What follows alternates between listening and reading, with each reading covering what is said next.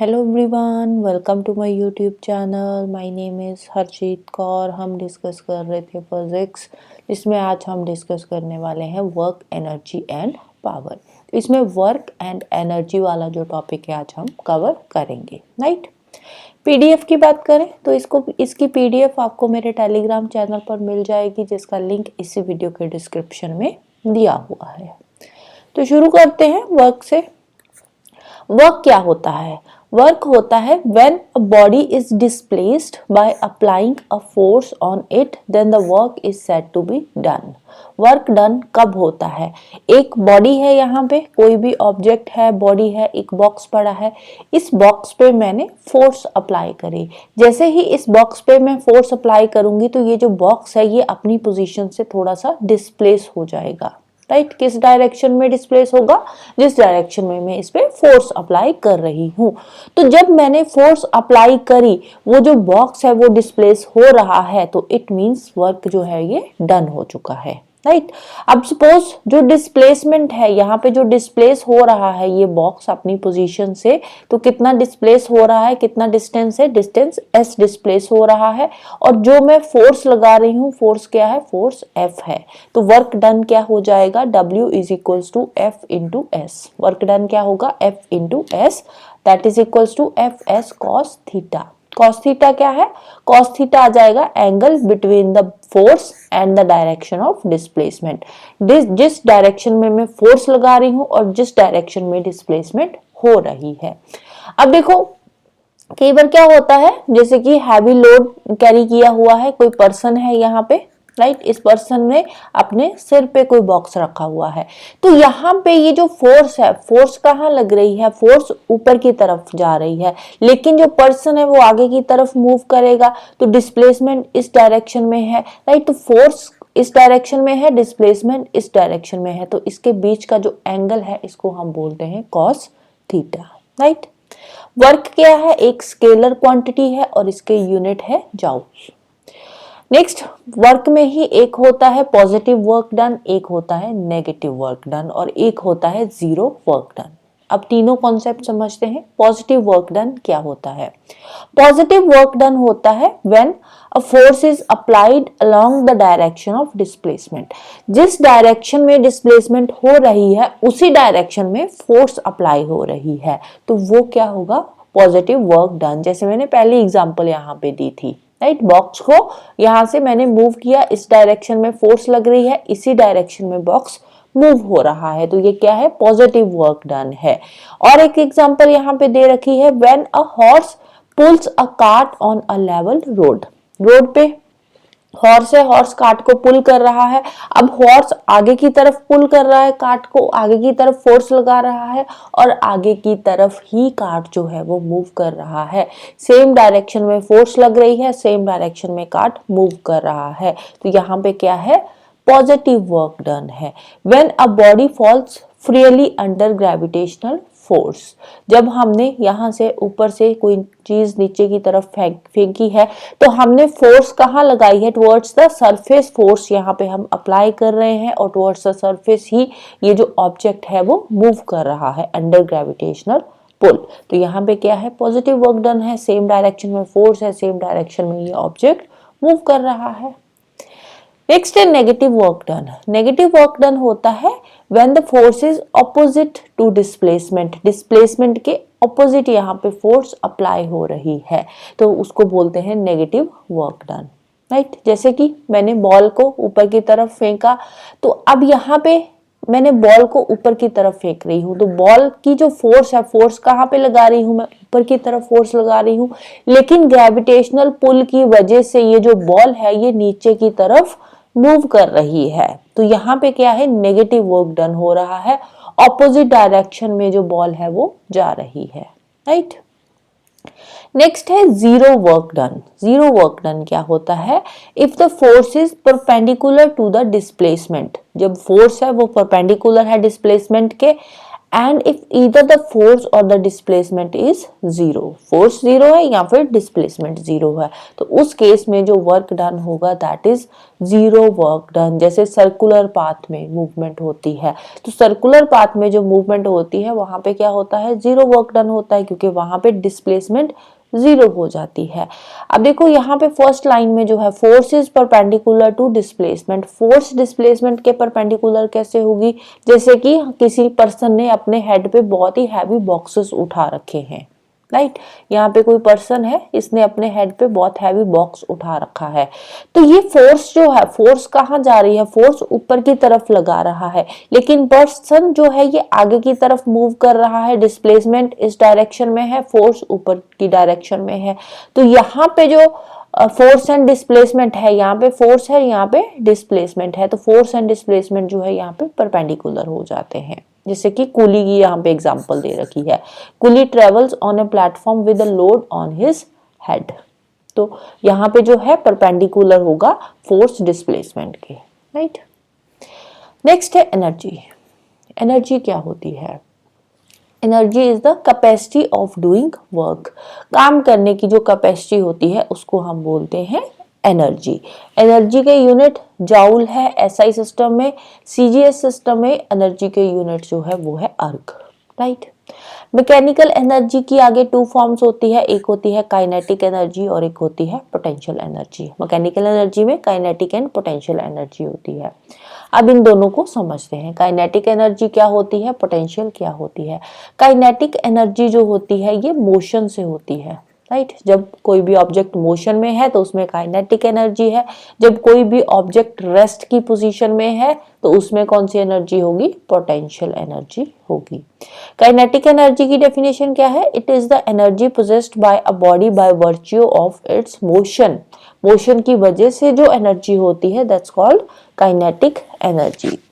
For example एक body है, मास m से मूव कर रही है, उसका मास जो है बॉडी का वो m है, वेलोसिटी v से वो मूव कर रही है, राइट। एक बॉडी मूव कर रही है और उस बॉडी का जो मास है वो m है और वेलोसिटी जो है वो v है, तो काइनेटिक एनर्जी का फॉर्मूला क्या होगा, काइनेटिक एनर्जी का फॉर्मूला होगा हाफ mv स्क्वायर, राइट। अब हमने पढ़ा था मोमेंटम, मोमेंटम क्या होता है p, इसका फॉर्मूला क्या था mv, तो उस अकॉर्डिंग यहाँ पे mv स्क्वायर है, तो यहाँ पे क्या आ जाएगा, momentum square upon 2m, right. तो काइनेटिक एनर्जी का फॉर्मूला हाफ mv स्क्वायर और p स्क्वायर अपॉन 2m हो जाएगा। अब इसी से रिलेटेड कुछ और स्टेटमेंट्स दे रखी है, जब मोमेंटम डबल होता है तो उस केस में जो काइनेटिक एनर्जी होती है वो 4 टाइम्स होती है। मोमेंटम डबल है तो काइनेटिक एनर्जी 4 टाइम्स होगी। वन लाइनर के लिए इंपॉर्टेंट है ये, क्योंकि डायरेक्ट कई बार क्वेश्चन आ जाता है कि जब मोमेंटम डबल होगा तो काइनेटिक एनर्जी कितनी होगी। ऑप्शंस आ जाएंगे, हाफ होगी, सेम होगी, 4 टाइम्स होगी, 3 टाइम्स होगी, तो इस तरह से ऑप्शंस मिल सकते हैं। मोमेंटम डबल है तो काइनेटिक एनर्जी 4 टाइम्स होगी। एयर की जो काइनेटिक एनर्जी है, हवा चल रही है, मूव कर रही है, तो उसमें काइनेटिक एनर्जी है, तो उसको यूज करते हैं विंड मिल्स के लिए। रनिंग वाटर रनिंग वाटर जो है मूव कर रहा है, उसमें काइनेटिक एनर्जी है, तो उसको वाटर मिल्स चलाने के लिए हम यूज करते हैं। गन में से बुलेट फायर करी तो वो जो बुलेट होती है वो टारगेट को पियर्स कर देती है, तोड़ फोड़ देती है। क्यों? क्योंकि उस बुलेट के अंदर क्या होती है, काइनेटिक एनर्जी होती है, जिसकी वजह से वो टारगेट को पियर्स करती है। अब जब बॉडी हॉरिजॉन्टल सर्कल में मूव करती है, हॉरिजॉन्टल सर्कल ये सरफेस है, सरफेस पे इस तरह से एक हॉरिजॉन्टल सर्कल है, तो इस सर्कल पे जब बॉडी मूव करेगी तो जो काइनेटिक एनर्जी होगी वो सभी पॉइंट्स पे सेम होगी, क्योंकि सभी पॉइंट्स पे जो ग्रेविटेशनल फोर्स है वो सेम है हॉरिजॉन्टल सर्कल में। वहीं अगर बॉडी वर्टिकल सर्कल में मूव कर रही है, ये सरफेस है, इस तरह से वर्टिकल सर्कल में बॉडी जो है वो मूव कर रही है, तो काइनेटिक एनर्जी डिफरेंट पॉइंट्स पे डिफरेंट होगी, क्योंकि यहाँ पे जो ग्रेविटेशन है वो डिफरेंट पॉइंट पे डिफरेंट है, तो उसके अकॉर्डिंग जो काइनेटिक एनर्जी है वो भी चेंज होगी। यहाँ पे ग्रेविटेशन सबसे ज्यादा है तो काइनेटिक एनर्जी ज्यादा होगी, जैसे ऊपर की तरफ जाएगी काइनेटिक एनर्जी डिक्रीज होगी, ग्रेविटेशन डिक्रीज होगी तो काइनेटिक एनर्जी भी डिक्रीज होगी, राइट। नेक्स्ट है पोटेंशियल एनर्जी। पोटेंशियल एनर्जी होती है by virtue of its position, position की वजह से जो एनर्जी होती है that's called potential energy. Suppose एक बॉडी है, उसको हमने रेज करा, कितना रेज करा सरफेस से, हाइट h तक उसको हमने रेज करा सरफेस पे, तो उस बॉडी में जो पोटेंशियल एनर्जी होगी वो कितनी होगी, उसका फॉर्मूला क्या होगा, तो उसमें पोटेंशियल एनर्जी होगी mgh। m क्या है, m है यहाँ पे बॉडी का मास, g क्या है, g है ग्रेविटेशनल, ग्रेविटेशन, राइट, और h क्या है, h आ जाएगी हाइट, राइट। तो ये है फॉर्मूला पोटेंशियल एनर्जी का। अब जब बॉडी जो है वो डाउनवर्ड फॉल कर रही है तो उसकी जो पोटेंशियल एनर्जी है वो चेंज हो जाएगी काइनेटिक एनर्जी में। जैसे कि यहाँ हिल टॉप पे बॉल पड़ी है, इस पे फोर्स लगाई, तो यहाँ पे इसमें पोटेंशियल एनर्जी है, जैसे ही फोर्स अप्लाई करेंगे ये बॉल नीचे की तरफ मूव करेगी, तो ये जो पोटेंशियल एनर्जी है यहाँ पे बॉल में, तो ये जो पोटेंशियल एनर्जी है यहाँ पे काइनेटिक एनर्जी में चेंज हो जाएगी, right. Potential energy of wound spring of a clock, clock का जो वाउंड स्प्रिंग होता है उसकी पोटेंशियल एनर्जी की वजह से जो क्लॉक की हैंड्स है वो वर्क करती है, जो मिनट हैंड है, सेकेंड हैंड है या आवर हैंड है वो चलती है। वाटर जो होता है डैम में, डैम के अंदर स्टिल वाटर होता है, तो वो जो वाटर है उसमें पोटेंशियल एनर्जी होती है और उसको यूज किया जाता है टरबाइंस को चलाने के लिए, राइट। तो टरबाइंस को चलाते हैं और आगे फिर इलेक्ट्रिसिटी प्रोड्यूस होती है by using the generators. Next आती है conservative and non conservative forces. Conservative forces कौन सी होती है, कंजर्वेटिव फोर्सेस होती है जहाँ पे जो एनर्जी है वो कंजर्व हो जाती है, राइट। तो कंजर्वेटिव फोर्सेस कौन सी फोर्सेस होगी, non dissipative forces. Conservative forces, non dissipative forces, यहाँ पे जो एनर्जी होती है वो एनर्जी कंजर्व होती है। फॉर एग्जांपल ग्रेविटेशनल फोर्स, यहाँ पे जो एनर्जी है वो इन the form of heat loss नहीं होती, ग्रेविटेशनल फोर्स में एनर्जी कंजर्व होती है, इन the form of heat loss नहीं होती, इलेक्ट्रोस्टैटिक फोर्स हो गई। नॉन कंजर्वेटिव फोर्सेस कौन सी होती है, जो डिसिपेटिव फोर्सेस होती है, यहाँ पे जो हीट लॉस होती है, जो हीट है वो आगे लॉस होती है, राइट, एनर्जी लॉस होती है इन the form of heat, right. For example frictional force हो गया।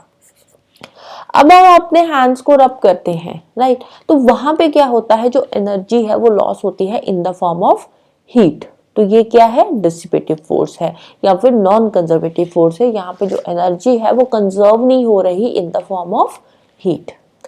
नेक्स्ट है law of conservation of energy. Conservation of energy क्या है, कंजर्वेशन ऑफ एनर्जी कहती है energy can neither be created nor be destroyed but it can only be transformed from one form to another.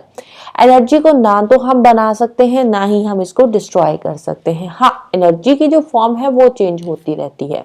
जैसे हम ball की example लेते हैं, hill top के ऊपर जो बॉल पड़ी है इसमें पोटेंशियल एनर्जी है, इसमें फोर्स अप्लाई करेंगे तो ये जो पोटेंशियल एनर्जी है काइनेटिक एनर्जी में चेंज हो जाएगी, तो इसकी फॉर्म चेंज हो रही है, जो एनर्जी है वो डिस्ट्रॉय या क्रिएट नहीं हो रही, राइट।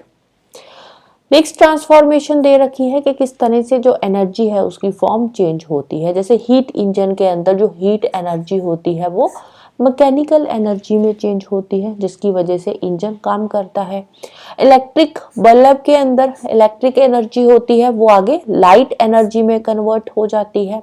बर्निंग कॉइल है, ये बर्निंग ऑयल है, उसमें जो केमिकल एनर्जी होती है वो हीट एनर्जी में चेंज होती है।